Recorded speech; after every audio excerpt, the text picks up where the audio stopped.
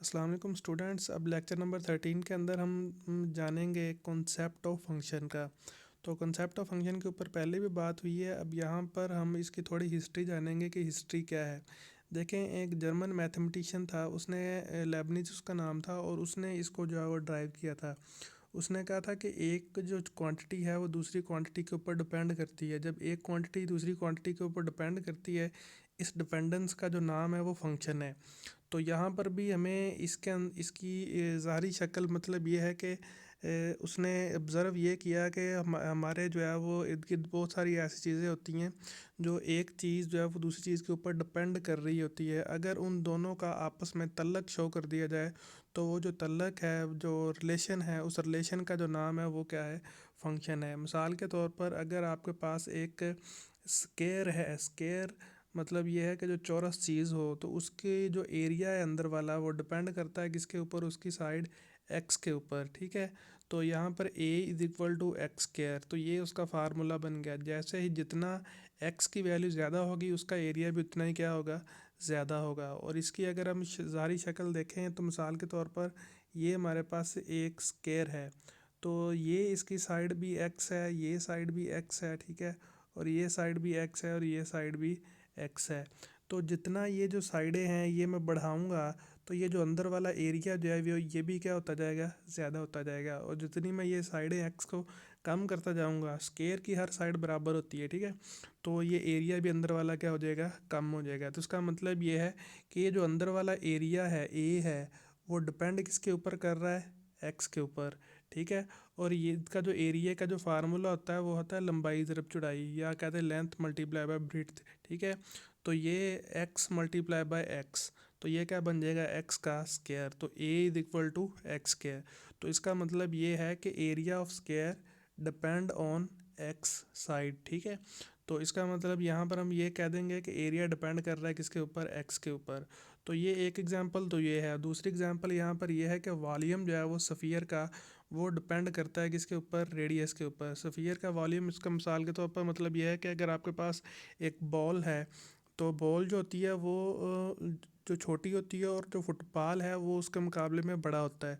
तो अगर उसका जितना, उस वजह यह है कि उसका रेडियस ज़्यादा है। अगर रेडियस ज़्यादा है, तो उसका जो अंदर वाला वॉल्यूम जो है वो अंदर से जो खालीपन होता है वो ज़्यादा होता है। फुटबॉल बड़ा होता है, उसके अंदर ज़्यादा स्पेस होती है, और गेंद जो होती है वो छोटी होती है, और उसके अंदर स्पेस जो है वो कम है। वजह यह है कि उसका रेडियस जो है वो ज़्यादा है। तो यहाँ पर इसका मतलब है वॉल्यूम डिपेंड करता है किसके ऊपर? आर के ऊपर। तो ये डेफिनेशन अगर फंक्शन की कोई आए, तो फंक्शन की ये डेफिनेशन आप लिखेंगे कि फंक्शन क्या है? कि रूल है और क्रॉसपॉन्डेंस है, जो रिलेट करती है दो सेटों को। इस किस हिसाब से? In a such way that the each element of one set corresponds to the one and only one element of the second set. अब यहाँ पर मतलब यह है कि फंक्शन एक रूल है और क्रॉसपॉन्डेंस है। क्रॉसपॉन्डेंस मतलब कहते हैं कि दो चीज़ों का आपस में रिलेट करना, एक के लिए एक। ठीक है। तो यहाँ पर यह है कि रूल है, या क्रॉसपॉन्डेंस कह सकते हैं, किसके दरमियान में? दो सेटों के दरमियान में। ठीक है। और उसका हर एक एलिमेंट जो है वो क्रॉसपॉन्ड करता है, मिलता है किसके साथ? एक एलिमेंट किसके साथ? सेकंड सेट के साथ। और मतलब ये है कि एक सेट का एक एलिमेंट क्रॉसपॉन्ड करता है एक एलिमेंट दूसरे सेट के साथ। ठीक है। तो इसको हम क्या कहते हैं? फंक्शन कहते हैं। अब इसके लिए हमने पीछे भी देखा था कि अगर आपके पास इस तरह दो सेट हैं, और सेट के अंदर ये मिसाल के तौर पर मैं दो एलिमेंट लिखता हूँ, यहाँ पर मैं सेट एक लेता हूँ, इसके अंदर मैं लिख देता हूँ 3 और 4। अब देखें, फंक्शन जो है वो हमारे पास कोई भी, अगर ऊपर से यहाँ पर एक इससे मैप हो रहा है, कोई एक फंक्शन है एफ़, तो यहाँ पर इसके लिए ये वैल्यू है, ठीक है, और इसके लिए जो है वो ये वैल्यू है। तो हम यहाँ पर ये कह सकते हैं कि एफ फंक्शन है, और इसके लिए वन के लिए ये जो है हमारे पास सेट एक्स है, ये कह दें, अगर ये सेट वाई कह दें। ठीक है। तो इसका मतलब ये है कि ये वन के लिए 3 और 2 के लिए क्या है?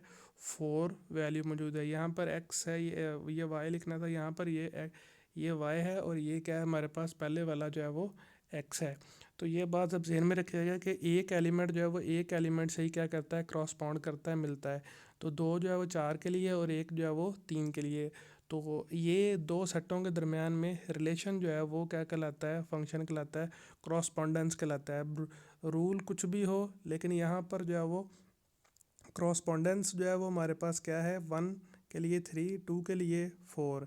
अगर यहाँ पर होता हमारे पास 3 की जगह पर मैं लिख देता, इस 3 की जगह पर 1 लिख देता मिसाल के तौर पर, तो इसका जो रूल बन जाता है वो रूल ये होता है एक्स स्क्वायर। अब देखें एक्स स्क्वायर मतलब 1 का स्क्वायर 1, 2 का स्क्वायर क्या आ जाएगा 4। तो ये एक्स स्क्वायर क्या है हमारे पास रूल है, और दूसरा जो है वो हमारे पास क्रॉसपोंडेंस क्या है, 1 के लिए 1, 2 के लिए 4। तो ये हमारे पास डेफिनेशन है इसकी, ये अब आप ध्यान में रखिएगा। उसके बाद डोमेन और रेंज क्या होता है, जो मैंने अभी सेट बनाए थे एक्स जो है वो पहले वाला जो सेट होता है उसको हम क्या कहते हैं डोमेन, और दूसरा जो है वो वाई सेट जो होता है उसको क्या कहते हैं रेंज कहलाते हैं। ठीक है, तो ये उसके जो एलिमेंट होते हैं जो हमारे पास कैपिटल वाई के वो स्मॉल वाई से डिनोट करते हैं, और कैपिटल एक्स के जो है वो स्मॉल एक्स से डिनोट करते हैं। उसके बाद यहाँ पर हमारे पास जो फंक्शन के बारे में कॉन्सेप्ट था वो क्लियर हो गया। अब आगे वाला हम टॉपिक स्टार्ट करते हैं। अब हमारा जो टॉपिक है वो है वर्टिकल लाइन टेस्ट। तो वर्टिकल लाइन टेस्ट अब यहाँ पर क्या होता है, तो वर्टिकल लाइन यहाँ पर टेस्ट ये होता है कि अगर आपके पास कोई एक फंक्शन है और उसका जो आपको ग्राफ गिवन है, और आपने बताना है कि ये ग्राफ जो है ये फंक्शन का है कि नहीं। मतलब ये है कि आपको अभी नहीं पता कि वो ग्राफ फंक्शन का है या नहीं।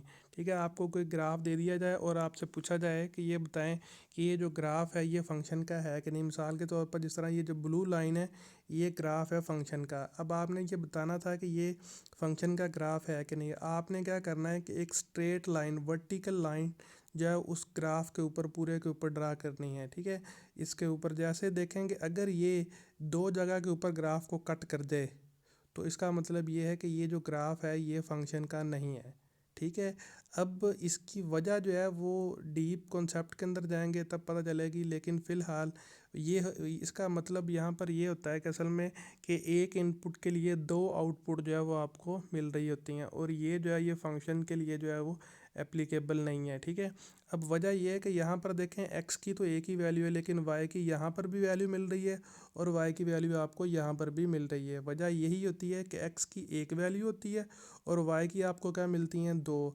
तो फंक्शन के लिए जब हमने डेफिनेशन पढ़ी थी हमने ये कहा था कि 1-1 क्रॉसपोंडेंस होती है, एक एलिमेंट के लिए वाई भी क्या होता है एक ही होता है। लेकिन यहाँ पर ये आपके सामने दिखाई दे रहा है कि एक्स की तो यहाँ पर देखें ये एक्स एक्सिस है, यहाँ पर एक्स की वैल्यू अगर मिसाल के तौर पर आपके पास 5 है, तो आपको पास यहाँ पर देखें तो मैं आपको हाईलाइट करता हूँ। तो यहाँ पर मैं अगर कह दूँ कि x की जो वैल्यू है वो है 2 है, तो यहाँ पर आप इस x के लिए y की दो वैल्यू हैं, एक तो ये यहाँ पर जाके मिलेगी, एक वैल्यू यहाँ पर जाके मिलेगी। तो इसका मतलब है कि मिसाल के तौर पर यहाँ पर अगर 3 है और यहाँ पर 4 है, तो x की तो आपने इनपुट तो आपने 2 दी थी, लेकिन आउटपुट आपको क्या मिल गई, दो आउटपुट मिली। तो फंक्शन ऐसा काम करता ही नहीं। फंक्शन तो ये करता है कि एक इनपुट के लिए एक ही आउटपुट देता है। ठीक है ना, इस वजह से ये ग्राफ जो है ये फंक्शन का नहीं है। तो इसके लिए सिंपल सी टेक्निक ये होती है कि वर्टिकल लाइन, इसके नाम से भी आपको पता चल रहा है कि आप क्या करते हैं कि उस ग्राफ के ऊपर एक वर्टिकल लाइन ड्रा करते हैं। अगर वो वर्टिकल लाइन ग्राफ को एक ही जगह के ऊपर कट करे तो इसका मतलब है वो ग्राफ फंक्शन का है। अब ये तीन जगह के ऊपर कट नहीं कर रहा, ये एक्स एक्सिस की लाइन है, ग्राफ को दो जगह के ऊपर ही कट कर रही है। अगर ये ग्राफ को एक जगह के ऊपर कट करती तो हम ये कहते हैं कि ये ग्राफ जो है ये फंक्शन का है, लेकिन ये वाला जो ग्राफ है ये फंक्शन का नहीं है। ठीक है, तो एक जगह के ऊपर कट करना चाहिए, और ये जो लाइन है वो आप कहीं पर भी ड्रा कर सकते हैं पूरे के ऊपर। देखें यहाँ पर भी कर सकते थे, यहाँ पर भी कर सकते थे, उसने यहाँ पर भी की हुई है, तो ये दो दो जगह के ऊपर कट कर रही है।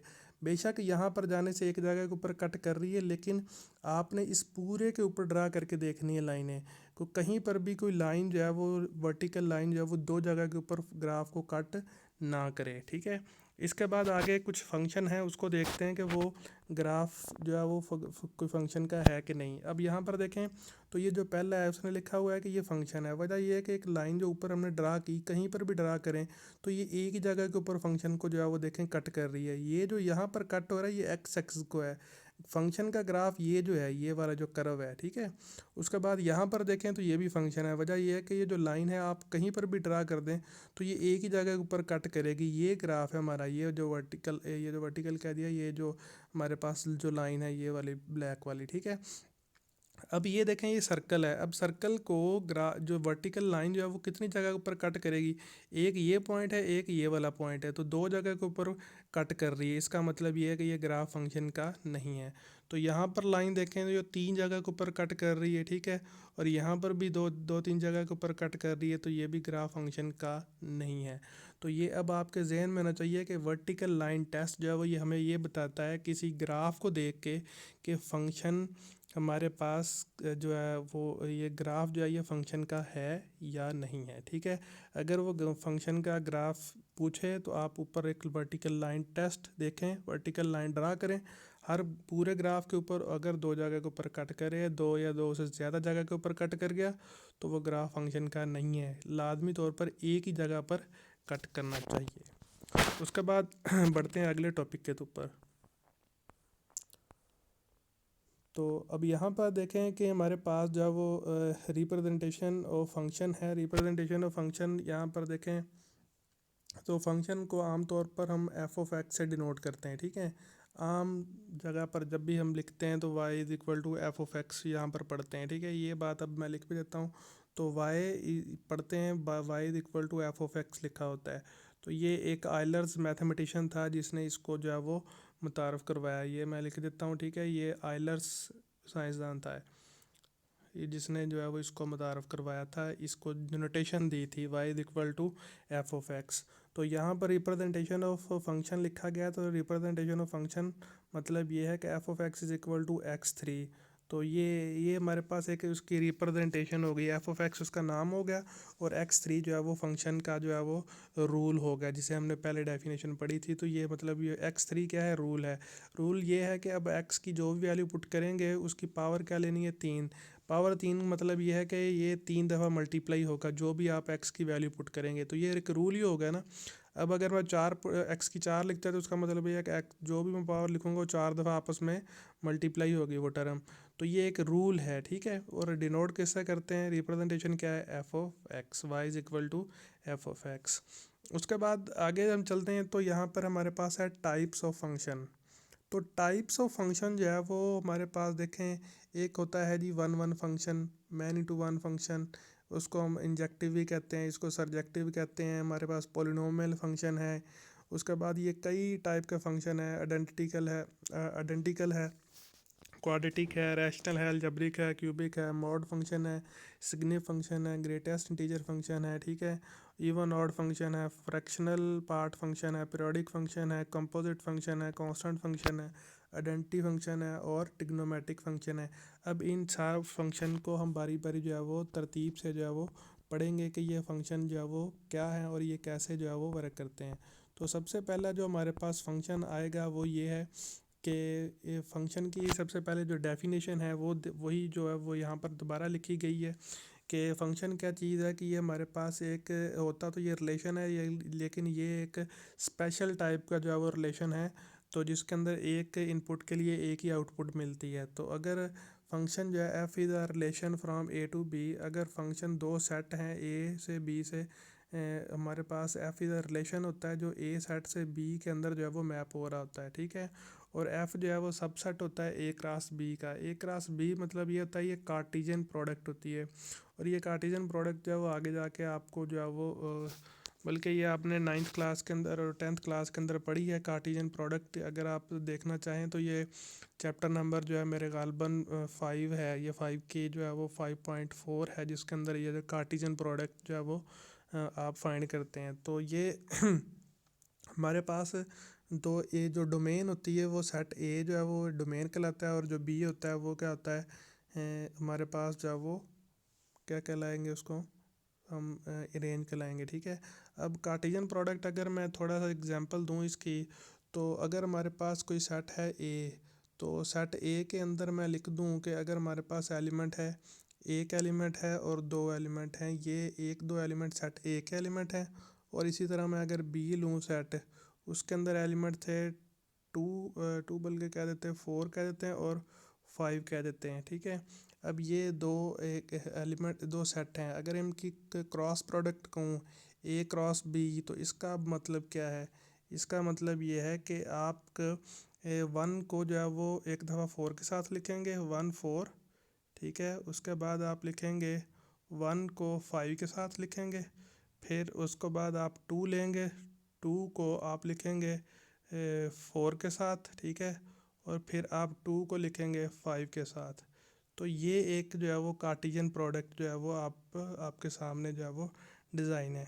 अब ए क्रॉस बी, अब इसकी देखें ए सेट जो मैंने क्या कहा था ये डोमेन होता है, और जो बी सेट होता है वो क्या होता है, रेंज कहलाता है। अब देखें तो ये जो ए क्रॉस बी मैंने लिखा है, इसके जो पहले एलिमेंट लिखे हैं जो आर्डर पेयर के 1 4 1 5 2 5 और 2 4 और 2 5 के अंदर, तो पहला एलिमेंट जो है वो इन सभी के जो पहला पहला एलिमेंट जो क्या बनता है, 2 का तो 1 1 ही है। तो एक इसको एक ही लिखेंगे, एक दफ़ा लिखेंगे तो 1, और फिर तीसरे और चौथे के अंदर 2 2 आ रहा है पहला एलिमेंट। तो इसका मतलब जो डोमेन होती है वो पहला पहला एलिमेंट होता है। तो 1 और 2, तो ये 1 और 2 जब मिलाते हैं तो क्या बन जाता है, सेट ए बन जाता है। इसका मतलब है कि कार्टेशियन प्रोडक्ट के अंदर जो पहला पहला एलिमेंट होता है वो क्या कहलाता है, डोमेन। और जो सेकंड एलिमेंट है, जिस तरह 4 5 फिर 4 5 आ रहा है, तो ये जो 4 5 लिखेंगे, 2 दफ़ा नहीं लिखते, एक ही दफ़ा लिखते हैं, तो ये सेट क्या बनता है, बी बनता है। तो इसका मतलब है कि दूसरा जो एलिमेंट होता है, अगर आपके पास जो दूसरे एलिमेंट को लिख दिया जाए तो वो क्या बन जाती है, रेंज। तो इसका मतलब है अगर कोई भी कार्टेशियन प्रोडक्ट आपको दे दी जाए जिस तरह ये लिखी हुई है, तो आपसे डोमेन का कहा जाए तो आप पहले पहले एलिमेंट जो है वो उठा के लिख देंगे, तो वो क्या हो गए, डोमेन। और अगर दूसरे एलिमेंट आप लिखेंगे तो वो क्या बनेगी, रेंज लिखेंगे। और किसी भी एलिमेंट को 2 दफ़ा नहीं लिखते, ठीक है। तो उसके बाद ये कॉन्सेप्ट था इसका, और उसके बाद आगे चलते हैं। तो ये कार्टेशियन प्रोडक्ट, डोमेन और रेंज की बात हो गई। आगे हम चलते हैं तो सबसे पहला फंक्शन जो आता है वो हमारे पास है इनटू फंक्शन। इनटू फंक्शन के अंदर ये है कि अब ये आप बात जहन में रखिएगा, अभी मैंने आपको कार्टेशियन प्रोडक्ट के बारे में बात बताई थी। तो इनटू फंक्शन क्या है कि एक फंक्शन है एफ ए से बी।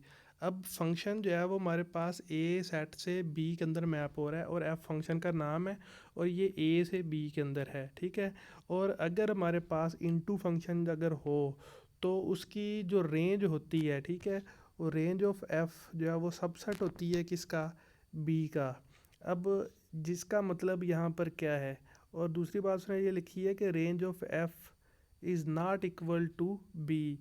अच्छा देखें, यहाँ पर उसने जो बात क्लियर की है कि रेंज जो है फंक्शन की, जो रेंज होती है वो सबसेट होती है बी का, ठीक है। अब देखें रेंज के अंदर होता है दूसरे दूसरे एलिमेंट।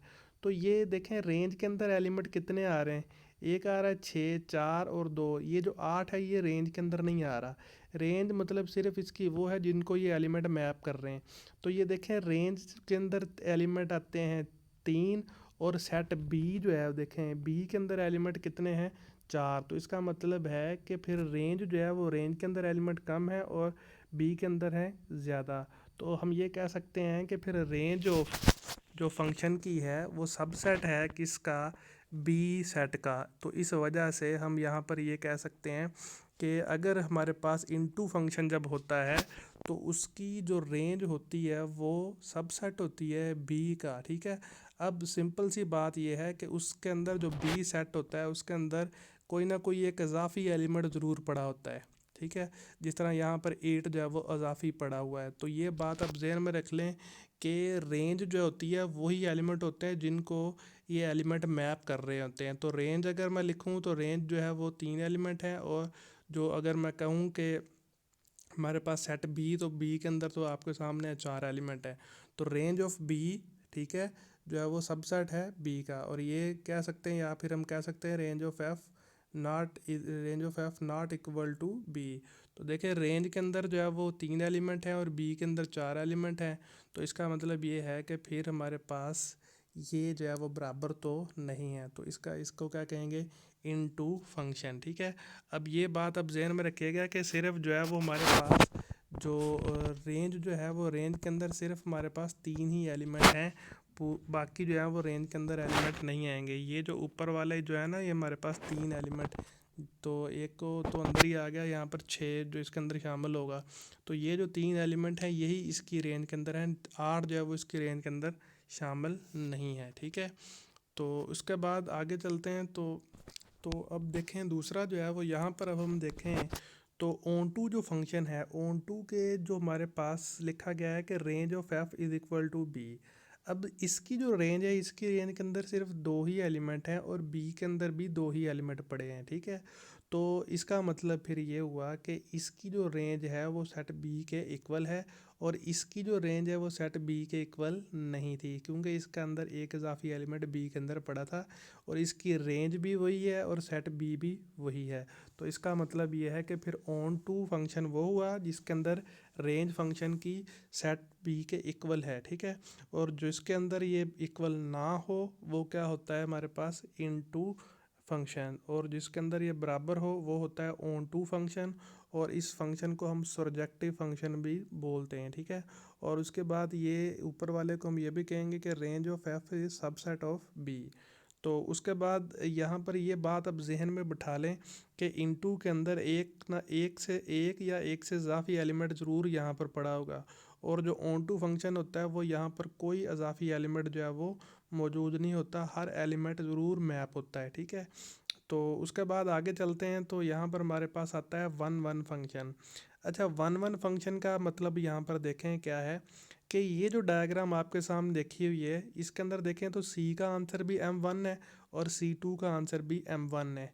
तो लेकिन ये जो वन वन फंक्शन होता है ना, ये बात नहीं करता, ये हमेशा हर एक का नया ही आंसर होता है। देखें, इसका C1 का भी M1, C2 का भी M1, लेकिन वन वन फंक्शन ये नहीं कहता। वन वन कहता है कि हर एलिमेंट का अलग से आंसर हो। ये नहीं है कि कोई एलिमेंट जो है वो दो एलिमेंटों का आंसर जो है वो एक ना हो। तो इसको हम क्या कहते हैं, वन वन फंक्शन या इंजेक्टिव फंक्शन। और इसके अंदर इजाफी एलिमेंट पड़ा भी हो तो कोई मसला नहीं है हमें, ठीक है।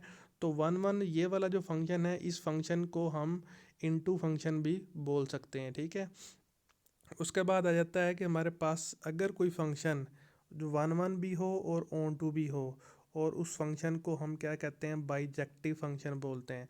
तो बाइजेक्टिव जो फंक्शन वन वन और ऑन टू के अंदर क्या था कि रेंज जो है वो हमारे पास बी के इक्वल हो। तो देखिए, रेंज के अंदर यहाँ पर कोई इजाफी एलिमेंट मौजूद नहीं है। और वन वन की मतलब क्या है कि हर एक की नई रेंज, देखें इसका नया ये वाला है, इसका ये वाला है और इसका ये वाला है। तो ये कंडीशनें जो हैं वो दोनों सेटिस्फाई कर रही हैं, वन वन की भी और ऑन टू की भी। अगर वन वन और ऑन टू की दोनों कंडीशनें सेटिस्फाई हो जाए तो फंक्शन क्या कहलाता है, बाईजेक्टिव फंक्शन कहलाता है। अगर आपसे बाईजेक्टिव डेफिनेशन की पूछी जाए बाईजेक्टिव फंक्शन की, तो आप क्या कहेंगे, ऐसा फंक्शन जो वन वन हो और ऑन टू हो।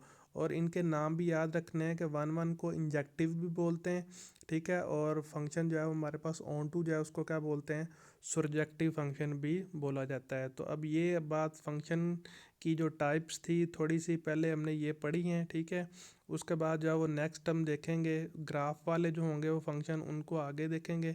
अब यहाँ पर ये बात ज़हन में रखना है कि इनटू के अंदर कम से कम एक इजाफी एलिमेंट ज़रूर पड़ा होता है, ठीक है। तो और जो ऑन टू होता है उसके अंदर कोई भी इजाफी एलिमेंट मौजूद नहीं होता, और ये हो सकता है कि किसी दो का आंसर जो है वो एक हो, ठीक है। लेकिन वन वन के अंदर एक हर एक का नया आंसर होता है, कोई सेम आंसर नहीं होता। और इजाफी एलिमेंट बेशक पड़ा हो बेशक ना पड़ा हो, इससे कोई फ़र्क नहीं पड़ता, ठीक है। और बाइजेक्टिव का आपको पता चल गया, जो वन वन और ऑन टू होगा उसको हम क्या कहेंगे, बाइजेक्टिव फंक्शन कहेंगे। और अगर ये मिसाल के तौर पर यहाँ पर हमारे पास इसकी डोमेन अगर पूछी जाए, तो डोमेन के अंदर देखें क्या आता है, कितने एलिमेंट, कौन सा एलिमेंट है, ए बी और सी। तो देखें इसके अंदर ये जो नीचे कार्टेशियन प्रोडक्ट लिखी है, इसके पहले पहले एलिमेंट क्या है, ए है, फिर बी है, और फिर इसका क्या है, सी है। तो देखें इसकी जो डोमेन है वो भी क्या है, ए बी सी है। तो रेंज के अंदर क्या पड़ा है, एक्स वाई जेड। तो देखें इसके अंदर देखें जेड एक्स और वाई, तो वही है हमारे पास यहाँ पर एक्स वाई जेड मौजूद है। तो इसका मतलब है कि किसी भी कार्टेशियन प्रोडक्ट के जो पहले पहले एलिमेंट होते हैं वो क्या होते हैं, डोमेन, और दूसरे जो एलिमेंट होते हैं वो क्या होते हैं, रेंज कहलाते हैं, ठीक है। नीचे यहाँ पर भी आपको दिखाई दे रहा है कि वन और टू इसकी क्या है, डोमेन, और रेंज के अंदर क्या है, सिर्फ ये दो एलिमेंट हैं, ए है और दूसरा क्या है, बी है। क्लियर है। तो यहाँ पर भी ऊपर भी आपके सामने यहाँ पर दिखाई दे रहा है। तो रेंज अगर देखी जाए इसकी, तो रेंज के अंदर फिर कौन कौन से एलिमेंट है, 2 आया, 4 आया और 6। देखें 8 जो है वो इसकी रेंज से जो है वो बाहर निकल गया, लेकिन 8 जो है वो सेट बी के अंदर तो मौजूद है, लेकिन रेंज के अंदर सिर्फ एलिमेंट कौन कौन सा है, 2, 4 और 6। इसी वजह से हम कहते हैं कि रेंज ऑफ एफ जो है वो सबसेट है बी का, या हम क्या कह सकते हैं कि range of F not equal to B. तो ये बात अब आपने जहन में रखनी है। शुक्रिया, अल्लाह हाफिज़।